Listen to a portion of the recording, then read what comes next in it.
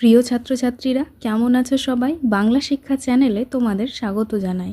আজ আবারও হাজির হয়েছি নতুন একটি ভিডিও নিয়ে। আগের ভিডিওতে আমি তোমাদের নব নব সৃষ্টি প্রবন্ধটির কিছুটা অংশ পড়িয়েছিলাম। আজ বাকি অংশটুকু পড়াবো। তাহলে চলো শুরু করা যাক। বাংলায় যেসব বিদেশি শব্দ ঢুকেছে তার ভিতরে আরবি, ফার্সি এবং ইংরেজি প্রধান। অর্থাৎ বাংলায় অনেক রকমের অনেক বিদেশি শব্দ ঢুকেছে, কিন্তু তার মধ্যে প্রধান কোনগুলো বা বেশি শব্দ কোনগুলো আছে সেগুলো হচ্ছে আরবি, ফার্সি এবং ইংরেজি। সংস্কৃত শব্দ বিদেশি নয় এবং পর্তুগিজ, ফরাসি, স্প্যানিশ শব্দ এতই কম যে সেগুলো নিয়ে অত্যধিক দুশ্চিন্তা করার কোনো কারণ নেই। মানে সংস্কৃত শব্দ তো বিদেশি নয়, সেগুলো আমাদের দেশেরই।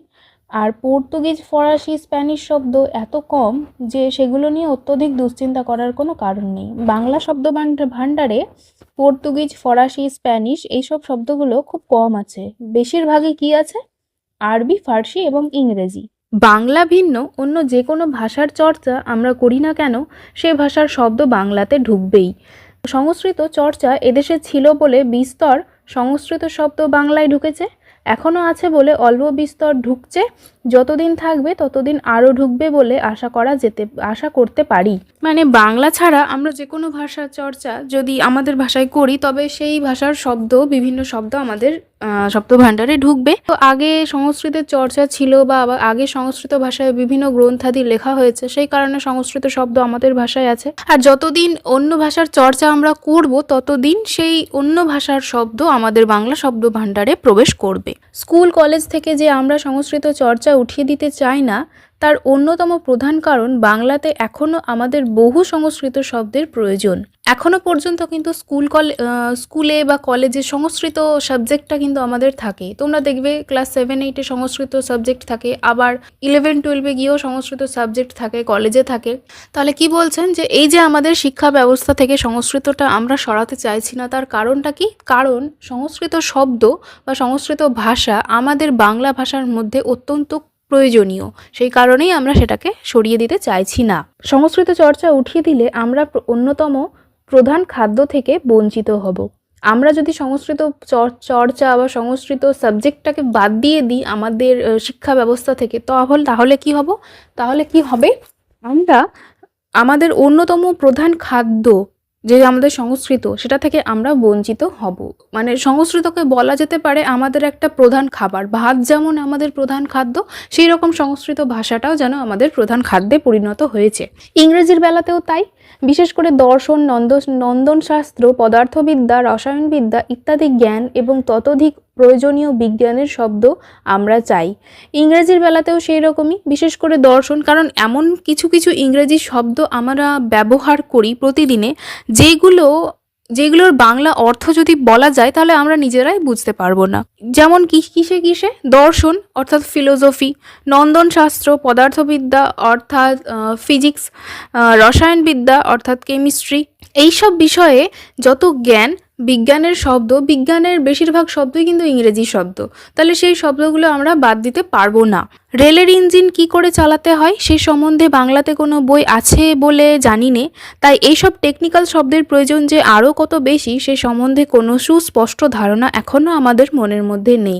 মানে রেলের ইঞ্জিন কি করে চালাতে হয়, বিশেষ করে ইঞ্জিনিয়ারিংয়ের বই, সেগুলো ইংরেজি ভাষাতেই কিন্তু হয়।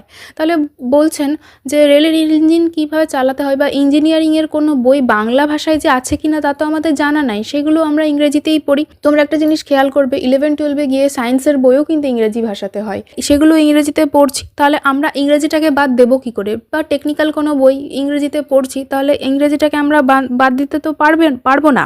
সুতরাং ইংরেজি চর্চা বন্ধ করার সময় এখনো আসেনি। সুতরাং আমরা চাইলেও ইংরেজি চর্চা বন্ধ করতে পারবো না, আমাদের এটা চালিয়ে যেতেই হবে।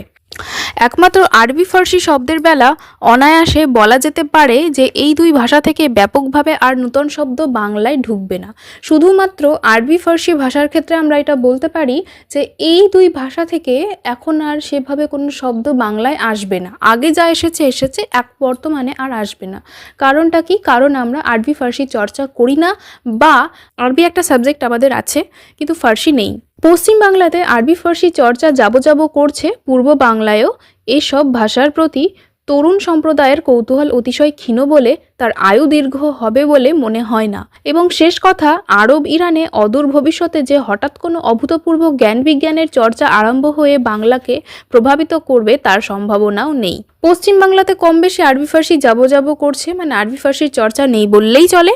পূর্ব বাংলাতেও সেই একই, কিন্তু তরুণ সম্প্রদায়ের কৌতূহল অতিশয় ক্ষীণ বলে তার আয়ু দীর্ঘ হবে বলে মনে হয় না। কারণ এই যে আমাদের সমাজ, পাঠক সমাজ বা তরুণ সম্প্রদায়, কিশোর কিশোরী, ছাত্রছাত্রীরা, তাদের এই সব ভাষার প্রতি কৌতূহল বা ইন্টারেস্ট খুব কম বললেই চলে।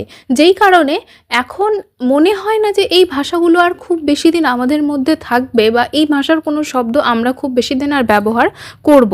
এবং শেষ কথা কি, আরব ইরানে অদূর ভবিষ্যতে যে হঠাৎ কোনো অভূতপূর্ব জ্ঞান বিজ্ঞানের চর্চা আরম্ভ হয়ে বাংলাকে প্রভাবিত করবে তার সম্ভাবনাও নেই। কারণ আরব বা ইরান থেকে আমরা খুব একটা বেশি ইন্সপায়ার হই না।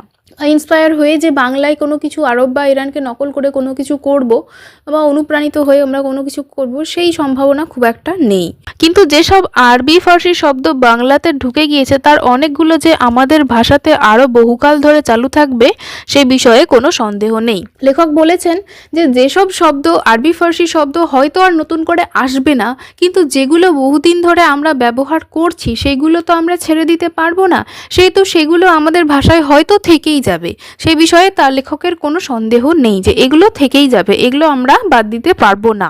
এবং দ্বিতীয়ত, কোনো লেখক নূতন বিদেশি শব্দের সন্ধান বর্জন করে পুরনো বাংলার চণ্ডী থেকে আরম্ভ করে হুতম পর্যন্ত অচলিত আরবি ফার্সি শব্দ তুলে নিয়ে সেগুলো কাজে লাগাবার চেষ্টা করছেন। আবার আরেকটা লেখক দেখছেন যে এখন যারা নতুন লেখালেখি করছেন বা নতুন সাহিত্যিক যারা আছেন তারা কি করছেন, তারা নতুন কোনো শব্দ কিন্তু আর ব্যবহার করছেন না। আরবি ফার্সি থেকে নতুন কোনো শব্দ তারা ব্যবহার করছেন না।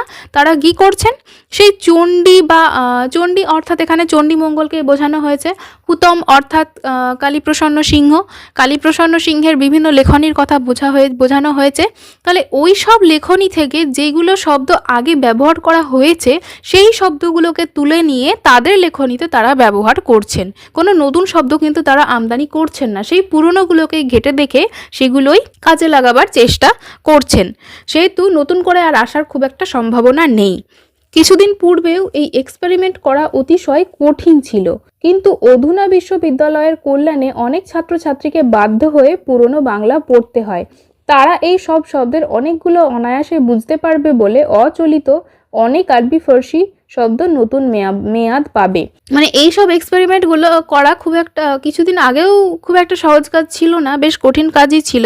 কিন্তু এখন অধুনা বিশ্ববিদ্যালয়ের কল্যাণে এখনকার যে সব বিশ্ববিদ্যালয় রয়েছে সেই সবের ছাত্রছাত্রীরা তারা পড়াশোনা করছে বা তারা বিশ্ববিদ্যালয়ের সিলেবাস পড়তে গিয়ে পুরনো যেসব বইপত্র পড়ছে তাদের দ্বারাই আর কি এই সব শব্দগুলো কিছুটা হলেও টিকে থাকবে আমাদের বাংলা ভাষায়, বা নতুন কোনো শব্দ তাদের মাধ্যমেও কোনো রকম শব্দ পুরনো বইপত্র ঘেটে তারাও কোনো নতুন শব্দ হয়তো আবিষ্কার করতে পারে। এই পরিস্থিতির সামনে জীবনমৃত এসব শব্দের একটা নতুন খতেন নিলে ভালো হয়। এইসব পরিস্থিতির কারণে যেসব শব্দ বেঁচে আছে বা কিছু শব্দ অনেকটা বিলুপ্ত হয়েছে সেই সব শব্দের একটা নতুন যদি হিসাব রাখা হয় তাহলে বেশ ভালো হয়। আজ এইটুকুই পড়ালাম। ভিডিও বেশি বড় হয়ে গেলে তোমাদের দেখতে হয়তো ভালো লাগবে না, তাই ছোট ভিডিও করে আপলোড করব। এই পর্যন্ত তোমাদের কেমন লাগলো তা কমেন্টে অবশ্যই জানিও। যদি ভালো লাগে তাহলে চ্যানেলটিকে লাইক, শেয়ার এবং সাবস্ক্রাইব করে দিও। ধন্যবাদ।